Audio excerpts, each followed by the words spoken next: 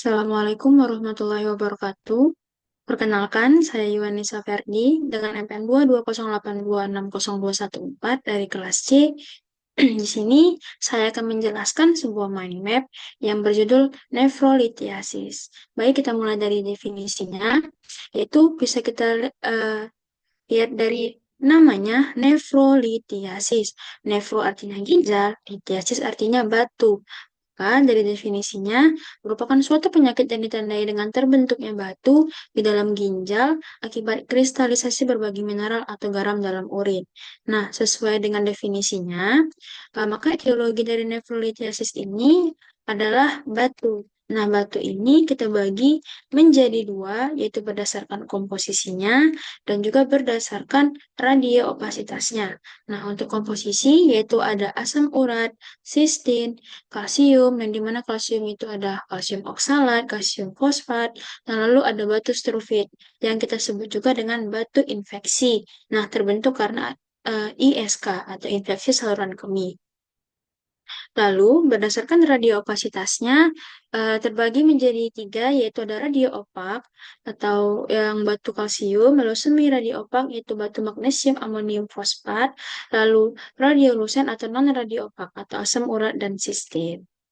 Nah, bagaimana terjadinya nefrolithiasis ini atau bagaimana patofisiologi dari nefrolithiasis ini? Nah, awalnya batu terbentuk karena adanya supersaturasi di urin terhadap unsur kalsium, oksalat, dan juga asam urat. Nah, supersaturasi dibuktikan dengan meningkatnya ekskresi kalsium, oksalat, dan juga asam urat.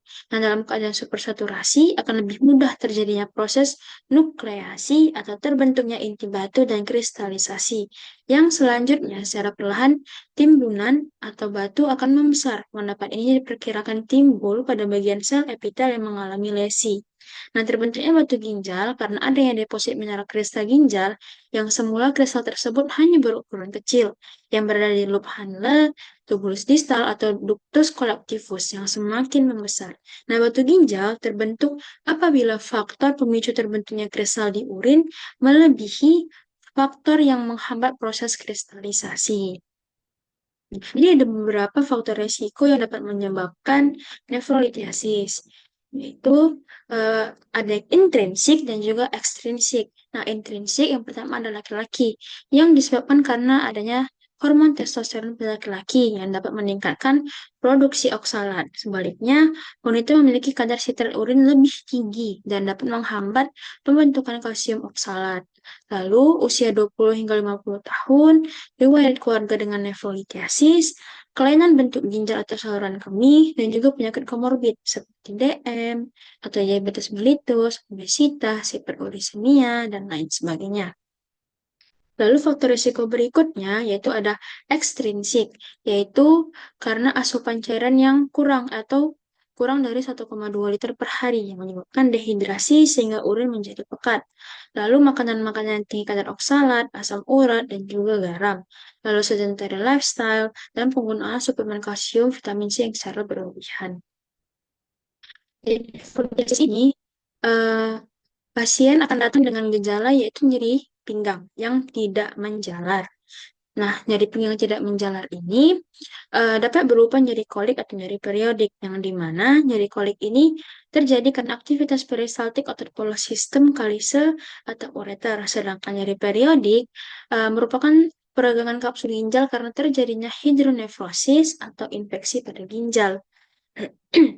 Selain itu, gejala yang dialami pasien seperti ada hematuri tapi yang mikroskopik, lalu LUTS, mual muntah, dan juga demam. Nah, LUTS ini eh, dia seperti gangguan berkemih, yaitu tidak bisa berkemih, dia nyeri, lalu menetes, lalu pemeriksaan fisiknya yang umumnya pada tanda vital dalam batas normal. Tapi pada beberapa kasus seperti ada juga ditemukan demam.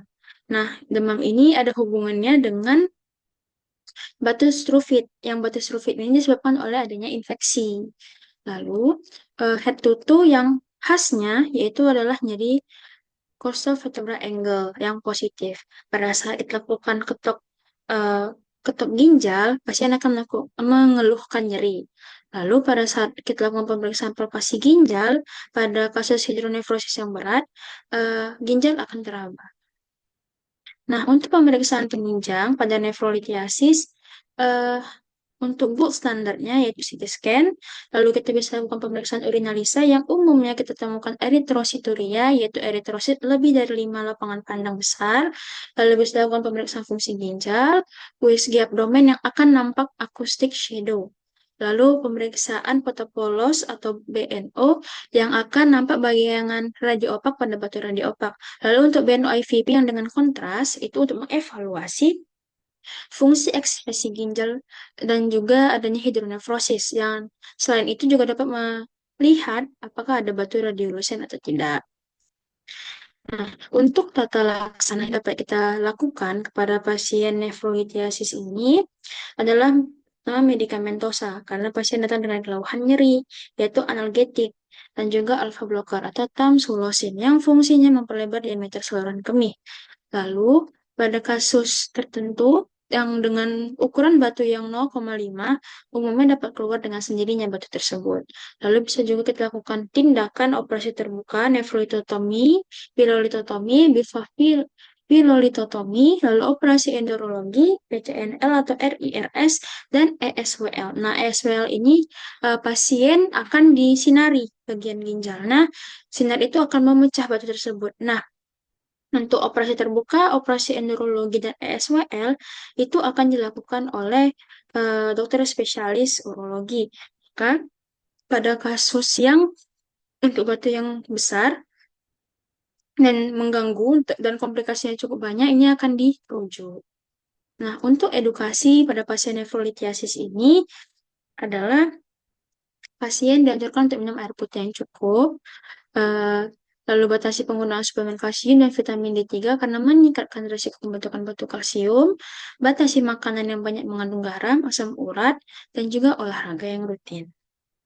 Nah, untuk prognosisnya ini tergantung dengan dengan ukuran batu, lokasi, dan juga komplikasi yang dialami pasien. Nah, komplikasi ini seperti infeksi saluran kemih, penyakit ginjal kronik, urosepsis, hidronefrosis, dan juga bisa komplikasi karena tindakan yang dilakukan, seperti operasi tadi, seperti bisa mengalami hematuri, pinggang, jaring berkemih, dan juga Lewis. Baik, ini referensi yang saya gunakan dalam membuat mind map tentang nefrolithiasis ini. Sekian dari saya, mohon maaf jika ada kesalahan. Wassalamualaikum warahmatullahi wabarakatuh.